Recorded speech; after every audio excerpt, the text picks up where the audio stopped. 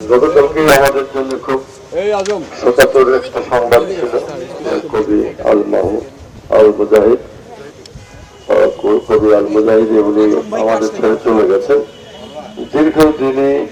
দিন তিনি বাংলাদেশের সংস্কৃতি জগতে একটা উল্লেখযোগ্য ভূমিকা পালন করেছেন। তিনি লেখক ছিলেন, কবি ছিলেন, তিনি সাংবাদিক ছিলেন। দীর্ঘকাল তিনি ইত্তেফাকের সাহিত্য পাতা জুড়ে তার অবাধ বিচরণ ছিল তারই নেতৃত্বে।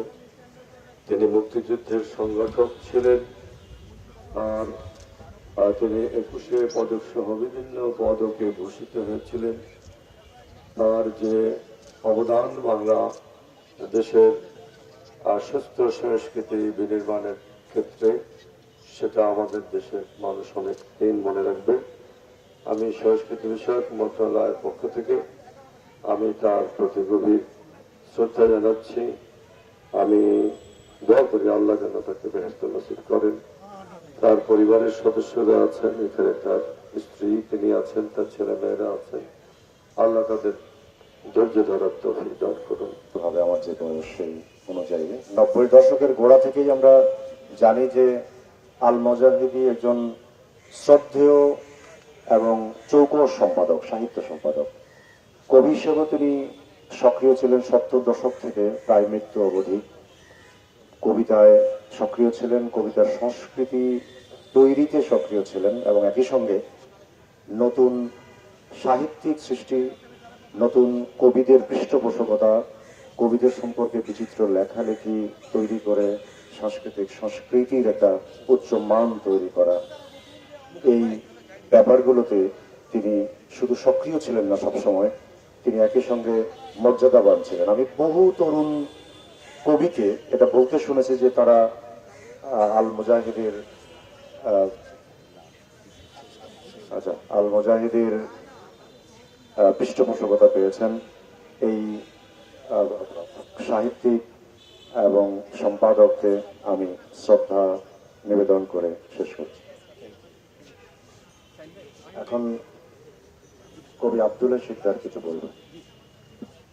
ভিতরের দিকে যাই। আমাদের জন্য আজকে খুবই দুঃখের দিন, বেদনার দিন, কষ্টের দিন। আমাদের মাথার উপরে যে একমাত্র অভিভাবক ছিলেন কবি আল মুজাহিদি, তিনি আজ আর নেই। 60-এর দশকের খুবই বিখ্যাত প্রখ্যাত ছাত্র নেতা, 1971 সালের রণাঙ্গনে বীর মুক্তিযোদ্ধা, 21শে পদকপ্রাপ্ত কবি, বরেণ্য সাংবাদিক আল মুজাহিদি, তার মৃত্যু, তার প্রস্থান, জীবন থেকে তার চলে যাওয়া আমাদের জন্য এক অপূরণীয় ক্ষতি। এই ক্ষতি সহজে পূরণ হবার নয়। আমি তার বিদেহী আত্মার মাগফিরাত কামনা করি এবং পাশাপাশি তার শোক সন্তপ্ত পরিবারের প্রতি জানে গভীর সমবেদনা। আল্লাহ তাকে জান্নাত নসিব করুন, আমিন। জাতীয়তাবাদী লেখক ফোরামের সভাপতি শাহিন রেজা, কবি শাহিন রেজা। বলার কিছু নাই। আমরা আমাদের প্রিয় কবিকে, প্রিয় অভিভাবককে হারিয়ে এখন দিশেহারা। এই জন্য আমরা যারা এখানে উপস্থিত হয়েছেন জাতীয়তাবাদী লেখক ফোরামের পক্ষ থেকে সবার প্রতি ভালোবাসা জানিয়ে আমি আমার বক্তব্য শেষ করছি। পরিবারের ক্ষতি তো হলোই, পরিবারের কর্তা প্রাণপুরুষ উনি আমাদের কাছ থেকে বিদায় নিলেন। আমরা হয়তো এই শোক কাটিয়ে উঠব, কিন্তু দেশের যা ক্ষতি হলো, আমি এর মাঝখানে একটা কথা বলতে চাই। একজন কবি, একজন মুক্তিযোদ্ধা, তাকে একসময় গত ফ্যাসিস্ট সরকারের আমলে গাড়ি পোড়ানোর মামলা দেওয়া হয়, তাকে আদালতের চক্কর কাটতে হয়েছে।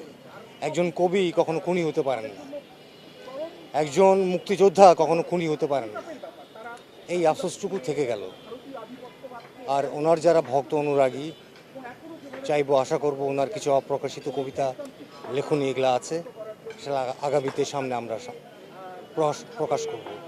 এই আর অতি অবশ্যই মাননীয় প্রধানমন্ত্রীকে ধন্যবাদ জ্ঞাপন করতে চাই আব্বার মৃত্যুতে তার শোক জানানোর জন্য।